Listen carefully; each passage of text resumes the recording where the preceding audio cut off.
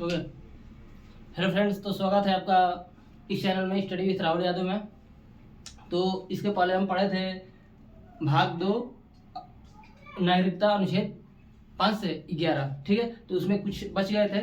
नागरिकता प्राप्त करने की विधि है, नागरिकता प्राप्त करने की विधि है।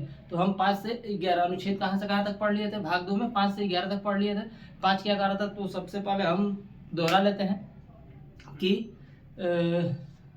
अनुच्छेद 5 क्या कहता है। तो अनुच्छेद 5 क्या कहता है, तो प्रारंभ में नागरिकता, यानी जब संविधान बना था उस समय जो भी भारत में रहेंगे उनको क्या दे दी जाएगी, नागरिकता दे दी जाएगी। अनुच्छेद 5 में। अनुच्छेद 6 क्या कह रहा था, अनुच्छेद 6 परमिट रूल लागू कर रहा था। परमिट रूल कब लागू हुआ था, 19 जुलाई 1948 को, 19 जुलाई 1948 को लागू हुआ था। यानी कि जो पाकिस्तान से भारत में आ रहे थे उन पे परमिट रूल लागू हो गया कि अगर 19 जुलाई 1948 के पहले अगर आप आ जाएंगे तो आपको नागरिकता दे दी जाएगी।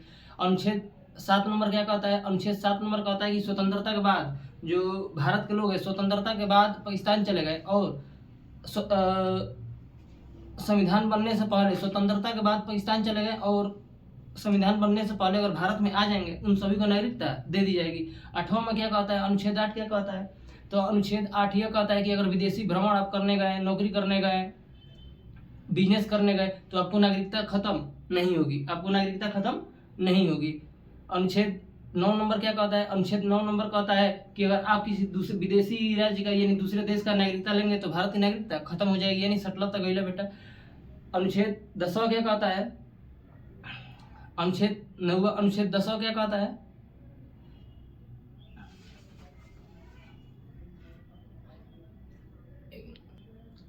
अनुच्छेद 10वां क्या कहता है, अनुच्छेद 10वां यह कहता है कि भारत की नागरिकता तब तक बनी रहेगी जब तक कि कोई देश विरोधी कार्य न करे। यानी भारत की नागरिकता कब तक बनी रहेगी, जब तक कोई अब देश विरोधी कार्य न करे तब तक आपकी नागरिकता क्या रहेगी, बनी रहेगी। अनुच्छेद 11 क्या कहता है, तो नागरिकता संबंधी कानून कौन बनाता है, नागरिकता संबंधी कानून संसद बनाती है और इसका जिम्मेदारी कौन लिया है, गृह मंत्रालय ने। इसका जिम्मेदारी कौन लिया है, गृह मंत्रालय। तो आपको समझ में आ गया होगा कि भाग 2 क्या है, भाग 2 नागरिकता है। अनुच्छेद कहाँ से कहाँ तक, 5 से 11 तक, कहाँ से कहाँ तक, 5 से 11 तक है, ठीक है। और आज हम कुछ पॉइंट्स बच गया है, नागरिकता प्राप्त करने की विधि है, नागरिकता प्राप्त करने की विधि है। तो कैसे नागरिकता प्राप्त होता है, कैसे नागरिकता प्राप्त होता है, तो नागरिकता प्राप्त करने की विधि 5 है। पहला, जन्म के आधार पर, जन्म के आधार पर, जन्म के आधार पर कैसे प्राप्त होगा, जन्म के आधार पर। अगर माँ पिता अगर कहाँ के हैं, भारत के ही हैं और उनका लड़का होता है तो जन्म के आधार पर, यानी कि अगर माँ पिता दोनों लोग भारत के ही हैं तो उनके बच्चे को जन्म के आधार पर क्या मिल जाएगा, नागरिकता मिल जाएगी। जैसे हम लोगों को मिला है, पिता माँ कहाँ गए, भारत के ही हैं, तो हम लोगों को नागरिकता मिल गई है। तो जन्म के आधार पर नागरिकता कहाँ मिल जाएगी, पहला। दूसरा क्या है हमारा, जन्म के आधार पर। दूसरा, वंश के आधार पर, दूसरा वंश के आधार पर, दूसरा वंश के आधार पर। वंश के आधार पर दोनों में से कोई एक अगर भारत का नागरिक है, दोनों में से, माँ या पिता में से दोनों में से कोई एक अगर भारत का नागरिक है तो उसको बेटे को वंश के आधार पर नागरिकता दे दी जाएगी। जैसे शिखर धवन, तो शिखर धवन का जो भी लड़का है भाई उसके पिता यहाँ का है तो उनको नागरिकता दे दी जाएगी जब उसका बच्चा 18 साल का होगा तब। इसी तरह से जब सानिया मिर्जा है, सानिया मिर्जा का अगर जो बेटा है अगर वो 18 वर्ष का होगा और वो भी चाहेगा भारतीय नागरिकता लेना तो ले सकता है। कैसे, क्योंकि उसके माँ कहाँ के हैं, इंडिया के है, यानी कि इंडिया के है, तो वंश के आधार पर मिल जाएगा। पहला जन्म के आधार पर, दूसरा वंश के आधार पर, तीसरा अर्जित भूमि के आधार पर, अर्जित भूमि, अर्जित भूमि के आधार पर। यानी कि हम अनुच्छेद 2 में पढ़ाए होंगे, अनुच्छेद भाग 1 के अनुच्छेद 2 में पढ़ाए होंगे कि पहले सिक्किम को सह राज्य बनाया गया, सह राज्य बनाया गया, यानी सिक्किम हम लोगों का क्या था, राज्य नहीं था, सिक्किम को हम लोग आपस में मिलाए हैं। तो जब दूसरे देश को अपने में मिलाएंगे तो भाई उसको नागरिकता तो देना ही पड़ेगा। तो उसी तरह अगर किसी देश को हम आपस में मिला लेते हैं, ले लेते हैं, तो उसको क्या देना पड़ेगा, नागरिकता देनी पड़ेगी। यानी तीसरा क्या है, अर्जित भूमि के आधार पर, अर्जित भूमि के आधार पर। चौथा क्या है, चौथा हमारा जन्म के आधार पर, वंश के आधार पर, तीसरा अर्जित भूमि के आधार पर, चौथा पंजीकरण, पंजीकरण के आधार पर, पंजीकरण के आधार पर। और पांचवा क्या है हमारा, देशीकरण, देशीकरण या प्राकृतिकरण के आधार पर, प्राकृतिकरण के आधार पर। ये पंजीकरण क्या होता है? अगर किसी को भी भारत की नागरिकता चाहिए, उसके लिए कम से कम भारत में कितने साल रहना चाहिए? 7 साल। कम से कम कितने साल?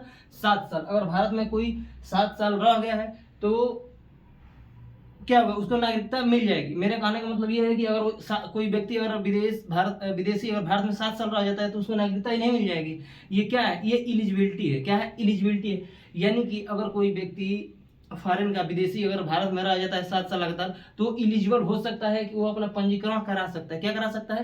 पंजीकरण करा सकता है। यानी इलिजिबल, जैसे कि कोई नौकरी है, जैसे 12th पास कोई नौकरी है तो आप इलिजिबल हो गए। इसका मतलब ये नहीं कि आपको नौकरी दी जाएगी, नहीं। यानी कि आप अगर 7 साल रह गए तो आपको क्या पंजीकरण करा सकते हैं आप भारत की नागरिकता लेने के लिए। ये गृह मंत्रालय में अब जाएगा, वहाँ चेक होगा, वो मिलेगा कि नहीं मिलेगा, नागरिकता मिलेगा कि नहीं मिलेगा, ये सरकार जानती है। ठीक है, यानी कि कम से कम आपको कितना 7 साल भारत में क्या करना पड़ेगा? रहना पड़ेगा।